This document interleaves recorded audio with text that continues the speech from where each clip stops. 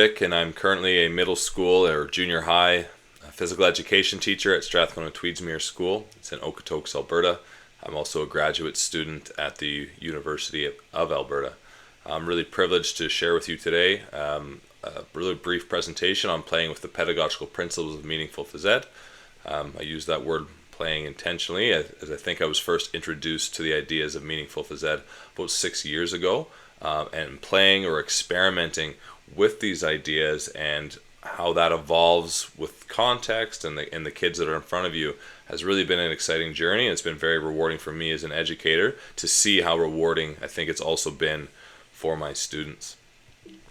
So I imagine at this point of time you've already been introduced to the why of meaningful phys ed, as well as the what.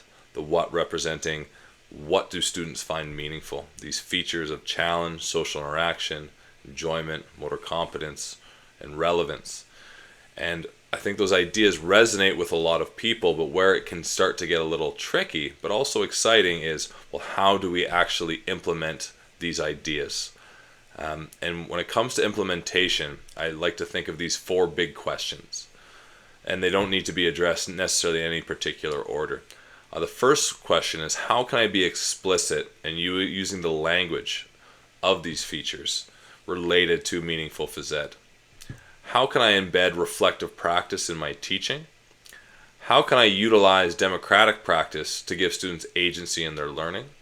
And how can I connect learning to opportunities outside of school? The first question is about the explicit use of the language related to meaningful phys ed. And I like to think of a metaphor as a stovetop, or what's on the forefront or the front burner, and what's kind of in the background or on the back burner. And when I first started teaching, a lot of these features in meaningful phys ed were ones that I kind of valued or hoped to see in my class, even though I didn't ever really talk about it. I didn't ask students to identify what a just right challenge for them was. And I might have observed students having fun, but I never really engaged them in a discussion over what about an activity might be enjoyable. What I really did focus on when I first started teaching was this skill competence, technical cues of how to build skills, and these are the strategies that you'll need in this game to be successful, and these are the rules or guidelines that you're going to need to participate in the sport outside. And now that I'm trying to view my teaching through the lens of meaningful phys ed, it doesn't mean I don't talk about those things. It just means I'm reprioritizing them a little bit. So now what's on the forefront of my practice and the language that I use is more discussions about social interaction. Being intentional to talk about just right challenge and understand how social interaction contributes to our class environment and a sense of belonging. And it doesn't mean that I don't talk about technical cues of skill performance or I don't talk about strategies. It just means that they're not necessarily on the forefront or the front burner the way that they used to be. So in connecting to being intentional about the language, that also is going to be evident in the questions that we use to encourage our students to reflect on their experiences. And then one of the questions that I think about before I ask students a question is, why am I asking students this question? And typically I find there's going to be 2 reasons. The first reason is that I want students to help students make meaning of their experience. I want them to take some time to really reflect on whether it's challenge or social interaction or which of these features did they really connect with the most in that lesson. I want to draw their attention to these things in the hopes that they can come to a realization that, hey, I am really motivated by social interaction. Or maybe this activity actually is more relevant to me than I might have thought initially. The second reason why we might ask a reflective question is because that question is going to guide where we go next. And that can be really tricky and kind of hard to manage. So for example, on the images you'll see that there's 2 example sets of questions, some questions relating to motor competence and some relating to challenge, and these are a credit to Andy Milne, who developed this meaningful phys ed back pocket question guide, which he's posted free to access online. And you'll notice the questions that have been starred.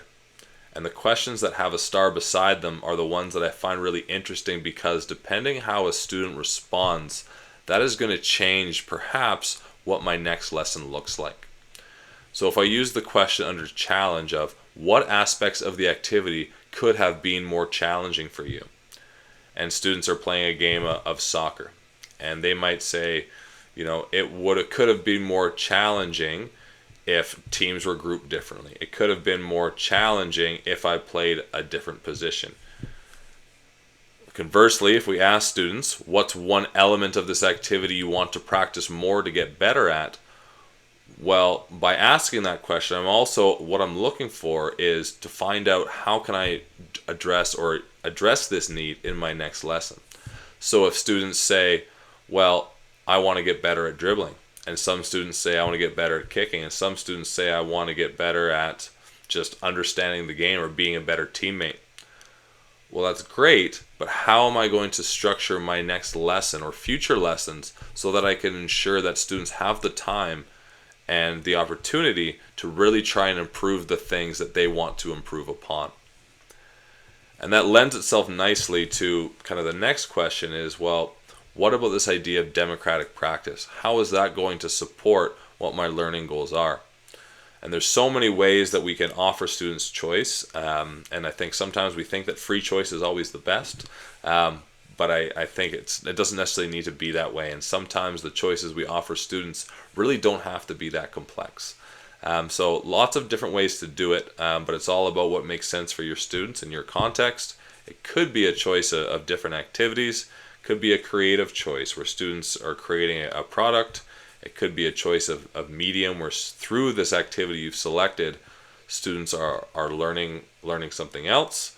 Could be a procedural choice of having time to work on different goals or different skills depending on their perceived needs. Could be a structural choice where students are choosing, do they want to play with a traditional size volleyball or do they want to play with an oversized soft volleyball in their game? And lastly, we want to try and take that learning and connect it to opportunities to the community. And every community is going to be a little bit different. So things that I might do to connect students to my community might not make sense for your community. This is an example. As our school, we do a lot of running and biking. So one of the ways that we connect to community is we use an app or a website called On the Go Map, where students can create biking routes and running routes around where they live so that should they choose, they can continue to run and cycle in the community and have an understanding of where they can do these things. So I'd like to give a couple examples, and this first example is from our elementary school, and this is students 9 to 11 years old. The learning outcome for this unit was exploration of who we are in the outdoors. The democratic practice that we thought best aligned with this experience is what I'd call a choice of medium. And a medium meaning that these activities serve as mediums or activities that will help us learn more about who we are. Through that exploration, students will be able to make some choices and reflect on each of those activities as we progress through the unit. So for example, our very first lesson, students just walked. We walked on a nature trail and we asked students what features of meaningful phys ed did you connect with during this walk? And not surprisingly, the number one feature that students connected with is that it was social. It allowed them to connect with their friends, and some other students found that fun. And perhaps the reason why they found it fun was also because it's social. So it's important to remember that those features are often very interrelated. And again, not surprisingly, only a very few students found it to be challenging. The next class, we did a scavenger hunt where students look for different objects in the forest. And again, we asked students, why might someone find scavenger hunt meaningful, or why might they find it relevant? And what students really enjoyed about the scavenger hunt is that there was some choice over social interaction. They got to work with some friends, and it was a collaborative task. Students liked the autonomy to be able to choose, are we going to walk and kind of take our time, or are we going to run as hard as we can and try and find every object in the class? Students liked that they could opt into a certain level of competition as well. Lastly, we did a running exploration where students were able to think about why they might want to run. And as you can see, a lot of students decided that they wanted to explore social running, where you were running at a pace that you could also maintain a conversation at that time. Some students wanted to run just for pleasure, to feel the wind in their hair. It was peace and quiet. And other students enjoyed the challenge of, running a distance as far as they could, or running a route as fast as they could. So from there, students started to make some choices with how they wanted to spend their phys ed class each day. The photo on the left is just a map of some of the different loops that we developed around our campus, and the whiteboard that you can see in the photo is our choice board. So when students would come to class, they would choose whether first they wanted to run or jog, or if they wanted to walk or do the search or scavenger hunt that we had that day. After they chose their medium or their activity, they would choose the location, so which route they wanted to do, but they also needed to indicate why they were choosing that. So we can see that a number of students chose either the longer Stony Nakota or Blackfoot loop for the purpose of engaging in challenge. Well, we see a group of other students chose the Siksika loop, which is a shorter loop, for the purpose of either exploration or being social.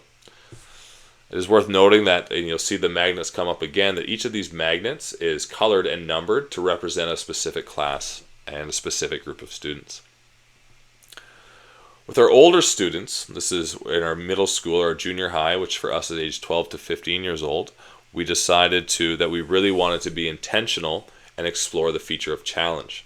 And rather than give a choice of activity through which we could explore challenge for a variety of contextual reasons, we decided that trail running would be the sole activity that we would use.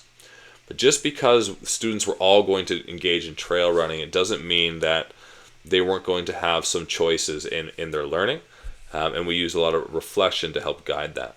Students are going to have choices over different distances that they want to do. They're going to have some choices over the skills they want to work on, and in our culminating event, they'll have the choice of whether they would like to do a relay or compete as an individual. So some images from that unit. On the left side is our rating of perceived exertion. So we had a lot of good conversations with students of what optimal challenge felt like, and what does it mean to, or what does it feel like to really exert yourself a 9 out of 10. And as students made some choices over which routes they wanted to run, they would come back and they would reflect on what their rate of perceived exertion was and what that challenge felt like for them.